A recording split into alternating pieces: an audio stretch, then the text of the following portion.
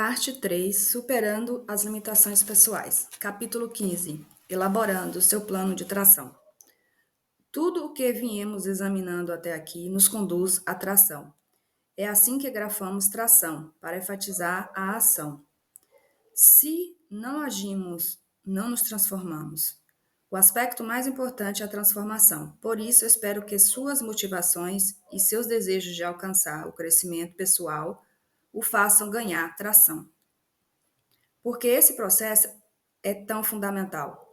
Antes de mais nada, porque todos vivemos tão atarefados que não nos lançamos do conceito do plano.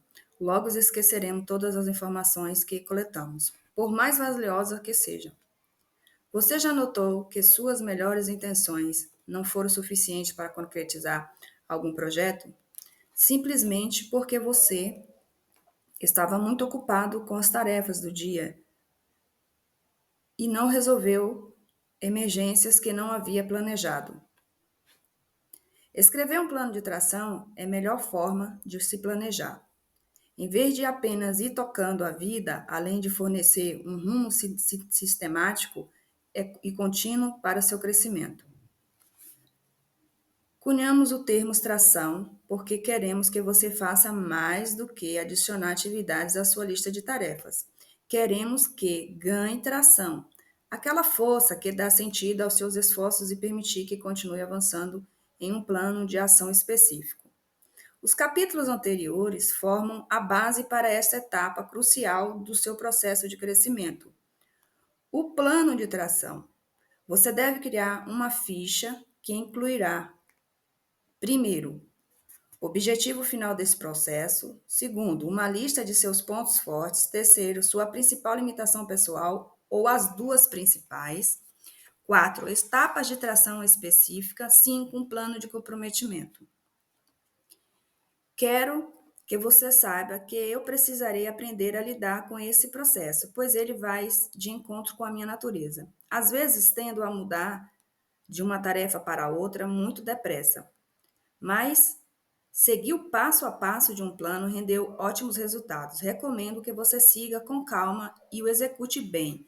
Não apresse o processo, do contrário, você tratará algumas questões de maneira superficial, sem colocar em prática as mudanças mais profundas e duradouras. Compreender o objetivo. O resultado final desejado é a etapa mais fundamental do processo de mudança. Após muitos anos lidando com as limitações pessoais de pacientes e clientes, fiquei entusiasmado ao descobrir um especialista em administração chamado Elihu, que estava desenvolvendo um trabalho semelhante no mundo empresarial. Seu livro, A Meta, conta a história fictícia de uma fábrica que, repetidamente, os recursos se acumulam em gargalos no processo de produção. Ele demonstrou que esses gargalos ou limitações se impõem sobre o sistema como um todo e determinam o seu ritmo. A análise do Dr. Goldratt sobre o funcionamento dos sistemas e o porquê de os gargalos. Os pontos em que o trabalho fica mais lento se formarem foi uma confirmação dos meus estudos sobre esses mesmos processos nas pessoas. Por que os talentos encontram obstáculos e não se manifestam? Por que as pessoas não alcançam um desempenho superior? Quais são as verdadeiras gargalos por trás dos planos que não têm seus objetivos atingidos? O Dr. Goldratt apresenta ainda um processo de reflexão para cada uma das seguintes perguntas que valem tanto para mudanças pessoais quanto para um sistema de produção. Número 1, o que mudar? Número 2, o que se transformar? Número 3, como realizar a mudança? Passo número 1, estabeleça o objetivo.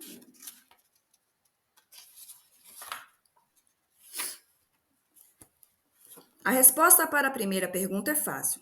Queremos mudar as limitações pessoais de que têm impacto sobre o nosso desempenho.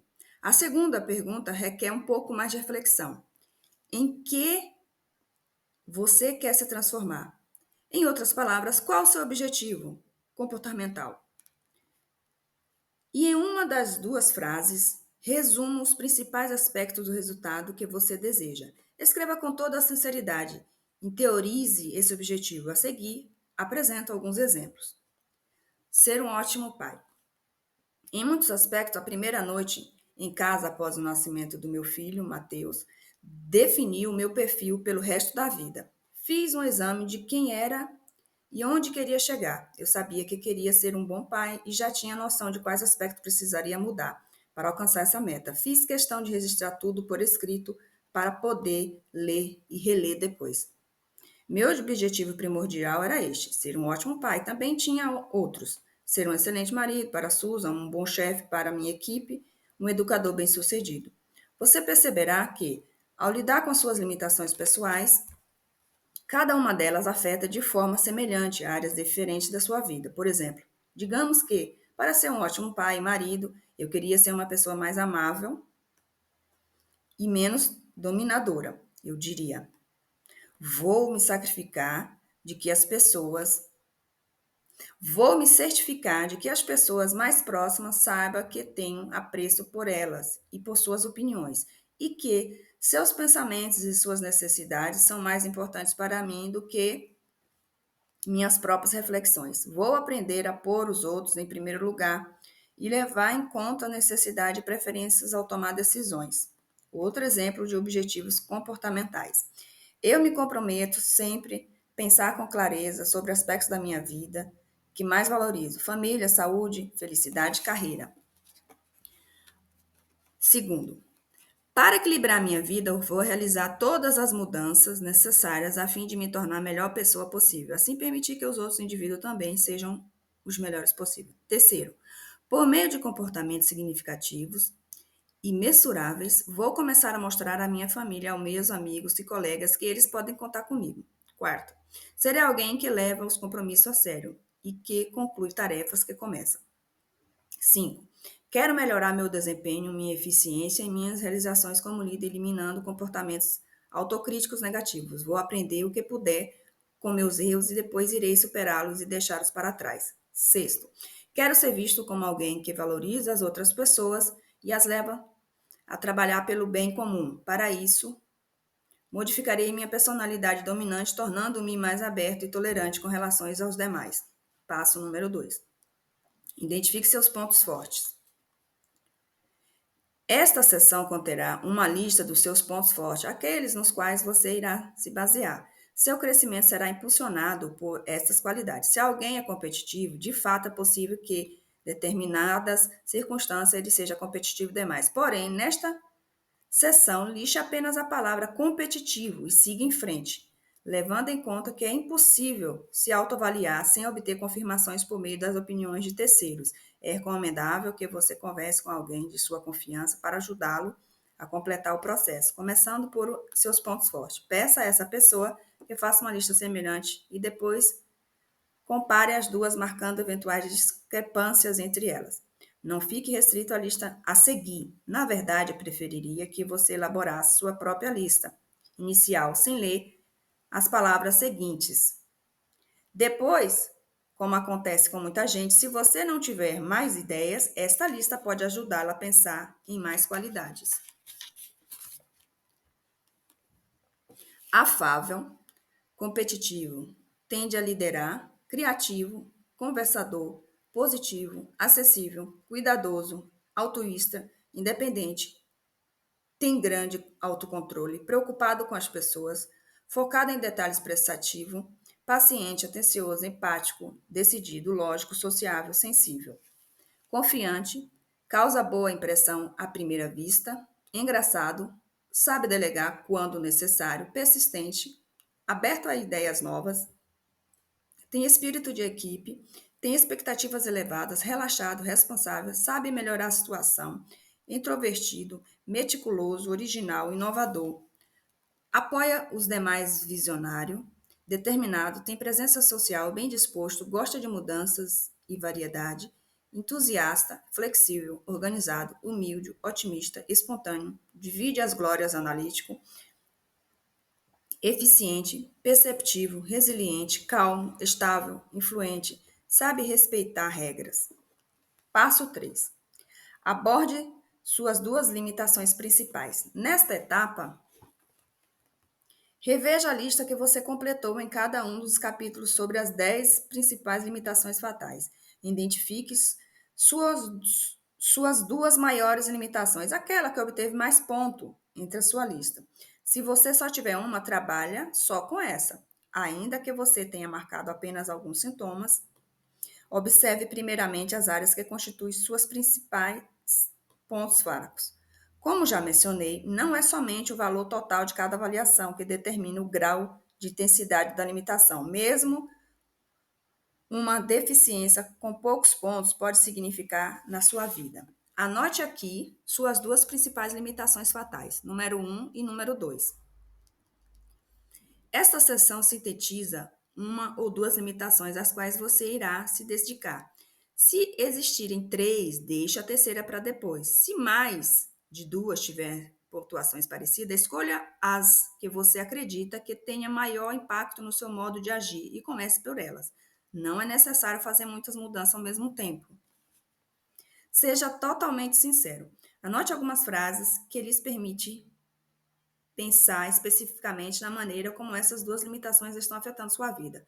Tente pensar em uma situação concreta em que tais dificuldades tiveram um impacto real, negativo em você. Talvez você seja parecido comigo quando comecei a pensar. Me ocorreu muitas situações em que minhas limitações magoaram pessoas à minha volta e senti necessidade de mudar esse meu jeito de ser. Passo 4. Etapas de tração específicas. O quarto passo é bastante simples, mas requer comprometimento. Você está começando a elaborar um plano pessoal. Ter um plano é como usar um mapa que indique seu destino e a forma mais rápida de chegar até lá, em vez de vagar sem direção certa. Esta sessão conterá ações simples que vão ajudar você a se libertar até de suas limitações pessoais mais difíceis. Em primeiro lugar, cada etapa deve ser específica e lidar diretamente com o comportamento em questão. Quero compartilhar com você algumas das medidas que tomei para superar minhas deficiências. Como muitos outros empreendedores, minha autoconfiança é bastante alta. Também tenho grande necessidade de fazer mudanças e pouco autocontrole. Na maior parte do tempo, a autoconfiança ajuda nas necessidades de mudança aliadas ao baixo autocontrole, produz grandes aventuras. Minha tendência é pensar que estou certo e facilmente fico impaciente com os outros. Meu ritmo é acelerado, sou criativo e minha autoconfiança faz com que eu acredite que meus planos são brilhantes, mesmo que eu nunca expresse esse pensamento. Aliás, escrever sobre isso me envergonha, mas encarar essas limitações com franqueza me permite tomar medidas necessárias para superá-las. E como manifesto minhas limitações? Vejamos, uma típica reunião na minha empresa, digamos com a equipe de novos produtos. Como sempre, a reunião começa a apresentação de pontos positivos, várias pessoas contam notícias boas sobre algum projeto ou até mesmo sobre questões pessoais, como o filho que ganhou no primeiro ou tirou uma nota boa, em geral. Isso leva alguns minutos. Se demorar muito, mais do que normal, perceba que eu vou ficando impaciente e começo a perguntar: quando vamos passar para o que interessa? A seguir, alguém apresenta a ideia sobre o produto a ser discutido, a pergunta que se precisamos considerar algumas outras atividades. E claro que eu tenho algo a acrescentar, pois alguma coisa li, ouvi ou a qual sonhei deu uma ideia. Você preparou algo por escrito sobre a ideia que quer discutir? O líder da discussão pergunta. Não, sou obrigada a responder, pois minha falta de autocontrole me deixou entusiasmado com tal conceito, mas eu não me dediquei a preparar a apresentação. No íntimo, me pergunto por que eles não podem ouvir minhas ideias e opinar sobre ela. Em pouco tempo, começo a me sentir frustrado com o ritmo lento da reunião e com os pedidos para que eu forneça mais informações. Contudo, gosto muito da minha equipe, então procuro proceder com toda a paciência. Sei que as pessoas estão fazendo o possível para dar atenção a mim e ao meu último ao meu último lampejo de genialidade. Mas minhas limitações claramente estão interferindo. Como eu lido com isso? Primeiro, preciso de um plano comportamental básico que me proporcione mais controle sobre minhas ações. Preciso encontrar maneiras práticas de limitar minha tendência a ser impulsivo, sobretudo com relação às minhas ideias. Para isso, tomo algumas decisões. Decido que eu não vou apresentar uma ideia nova na reunião, a menos que tenha anotado e apresentado ao líder do debate antes do encontro. Depois, estabeleço para mim a regra de que, após apresentar a ideia, devo permitir que o grupo debata sobre ela, sem que eu insista nem tente vendê-la. Comprometo-me a responder às perguntas, mas fazendo o possível para não pressionar os demais. Em seguida, decido que preciso mostrar mais apreço por todo o trabalho realizado pela minha equipe, que constitui o plano de fundamento para cada nova ideia que tenho. Percebo que meus colegas ainda estão acompanhando as tarefas relativas à última ideia que tive. Demonstro isso fazendo perguntas sobre os projetos em que cada um está envolvido e ouvindo com atenção quando eles expõem seus desafios e suas dificuldades que têm enfrentado. Manter-me sempre informado sobre o trabalho deles me ajuda a ser realista com relação aos prazos e expectativas. Por fim, deixo que a equipe decida e prioriza do próximo projeto. Esta etapa é difícil para mim, pois não se adquire disciplina da noite para o dia. Mas se eu valorizo os meus funcionários e acredito que tenho profissionais certos realizados as tarefas certas, por que não deixá-las fazer o que sabem? Após listar essas etapas comportamentais específicas, eu conto a eles a que ações estou me dedicando e relato características específicas que estou modificando para me tornar um melhor integrante do grupo. Como fundador da empresa, tenho grande influência sobre o que acontece nela. Preciso usá-la para fomentar o sucesso da minha equipe, de modo que cada um empregue seus talentos da melhor maneira.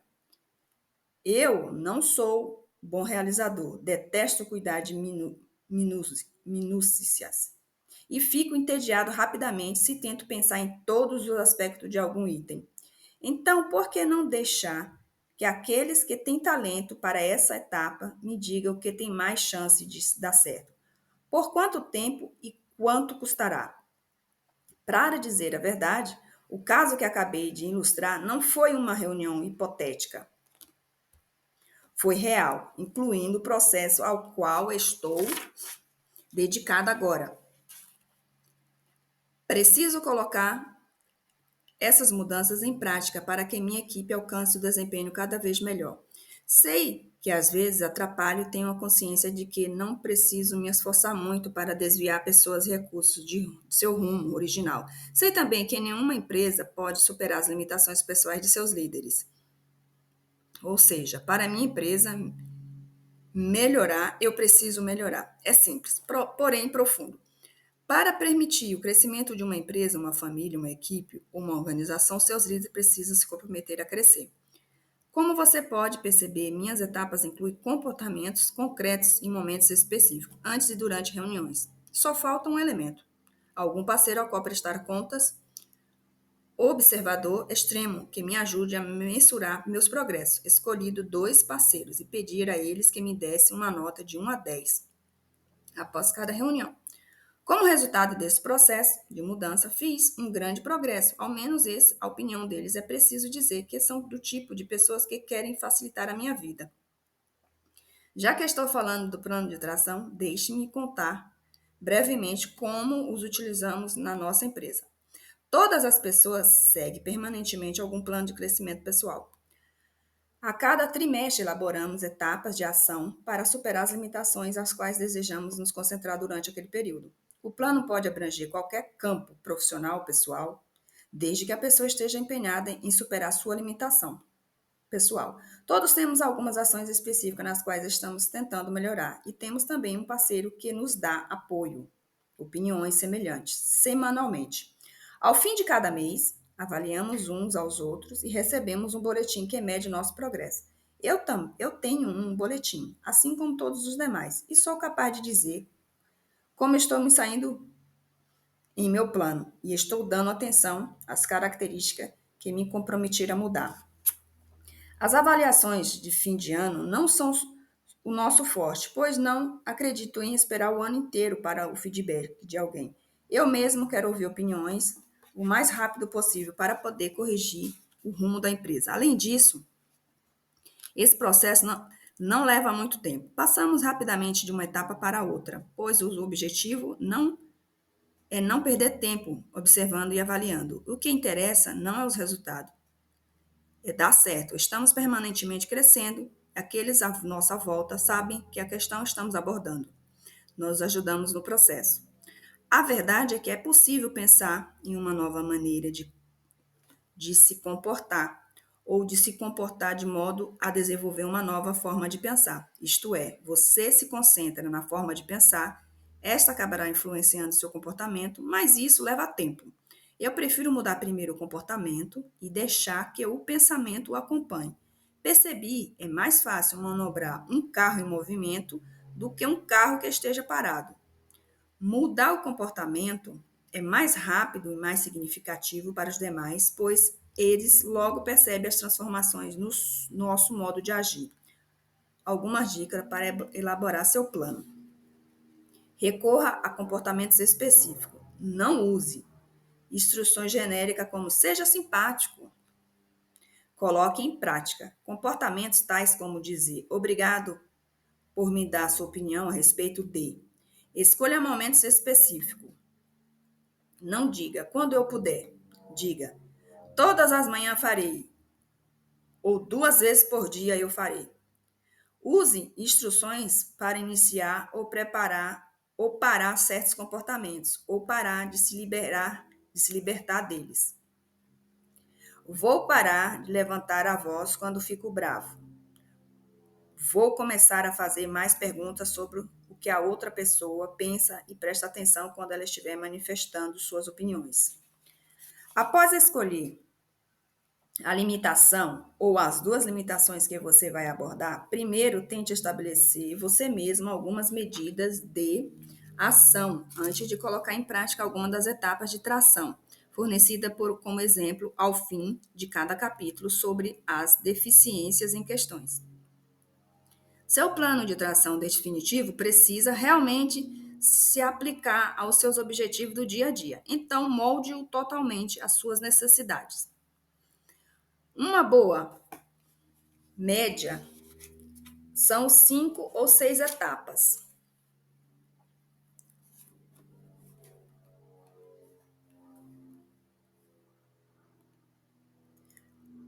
Uma boa média são 5 ou 6 etapas de ação no total. Passo número 5, comprometimento.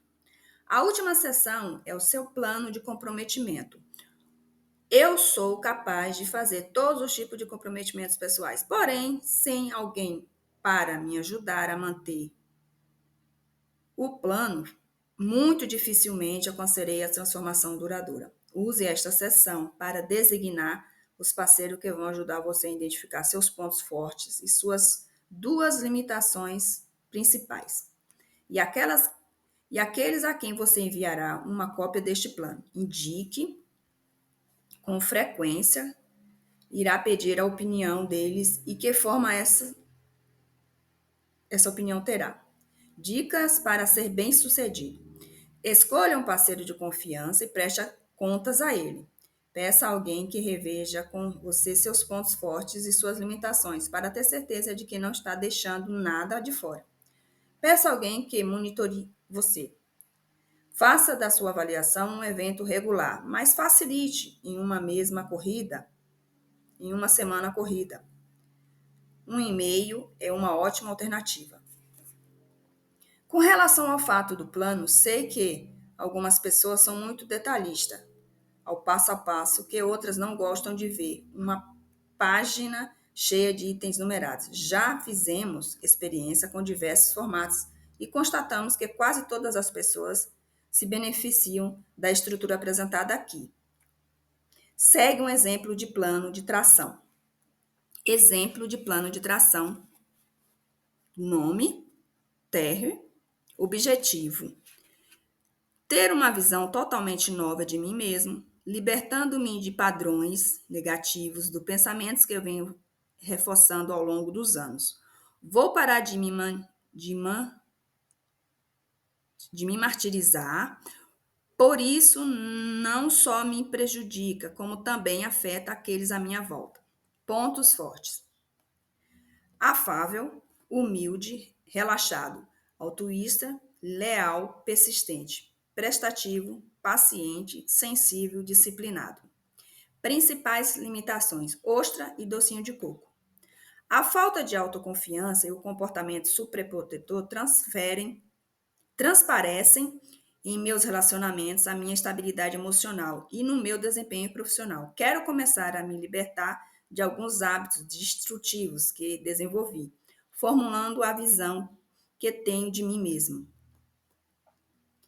O que me ajudará a escapar de um círculo vicioso emocional que me faz parecer sensível demais para as críticas. Etapa de tração.